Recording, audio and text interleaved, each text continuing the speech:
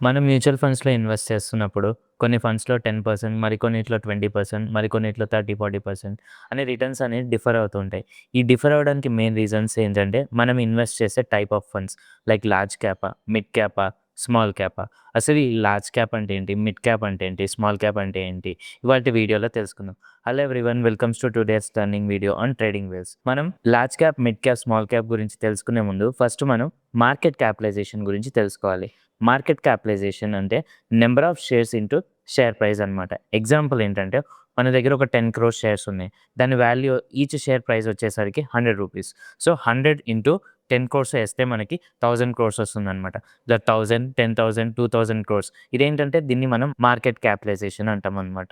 Based on market capitalization stocks అనేవి large cap stocks, mid cap stocks, small cap stocks అనేవి divide చేయడం జరిగిందనమాట. First ఏంటంటే large cap stock. Large cap స్టాక్స్‌లో ఏంటంటే ఇండియాలో ఉన్న టాప్ 100 కంపెనీస్ అనేవి ఈ కేటగిరీలోకి సెగ్రిగేట్ చేశారనమాట. దీంట్లో ఏమొస్తాయంటే general example Reliance, HDFC bank and TCS etcetera. ఇలాంటి స్టాక్స్ ఏంటంటే మనని లార్జ్ క్యాప్ స్టాక్స్ అంటారు. జనరల్‌గా ఈ లార్జ్ క్యాప్ స్టాక్స్‌లో ఇన్వెస్ట్ చేస్తే మనం స్టేబుల్ రిటర్న్ ఎక్స్‌పెక్ట్ చేయొచ్చు అండ్ ఆల్సో రిస్క్ కూడా కొంచెం తక్కువగానే ఉంటుంది. Next mid cap stocks. ఈ మిడ్ క్యాప్‌లో 101 నుంచి అంటే 100 తర్వాత 101 నుంచి 250 కంపెనీస్ ఏంటంటే ఈ మిడ్ క్యాప్‌లోకి సెగ్రిగేట్ చేశారు. ఈ కేటగిరీలోకి సెగ్రిగేట్ చేశారనమాట.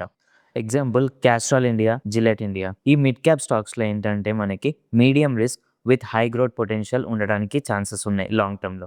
నెక్స్ట్ వచ్చేసి స్మాల్ క్యాప్ స్టాక్స్. మిడ్ క్యాప్‌లో మనకి 250 కంపెనీస్ వరకు తీసుకున్నాం. ఈ 250 కంపెనీస్ కంటే బిలో మార్కెట్ సైజ్ ఉన్న కంపెనీస్‌ని మనం స్మాల్ క్యాప్ స్టాక్స్‌లోకి సెగ్రిగేట్ చేస్తున్నారనమాట. వీటన్నిటిని స్మాల్ క్యాప్ స్టాక్స్ అంటారు. జనరల్‌గా ఈ స్మాల్ క్యాప్ స్టాక్స్‌కి ఎగ్జాంపుల్స్ ఏంటంటే ఆస్వాల్ పంప్స్, స్వరాజ్ ఇంజిన్స్. ఈ స్మాల్ క్యాప్ స్టాక్స్‌లో ఏంటంటే high risk, high volatility and very high growth potential ఉండే ఛాన్సెస్ ఉన్నాయన్నమాట. బాటమ్ లైన్ ఏంటంటే మీరు బిగినర్ అనుకోండి, లార్జ్ క్యాప్ కంపెనీ స్టాక్స్‌కెళ్ళండి. ఎందుకంటే స్టేబుల్ రిటర్న్స్ వస్తాయన్నమాట.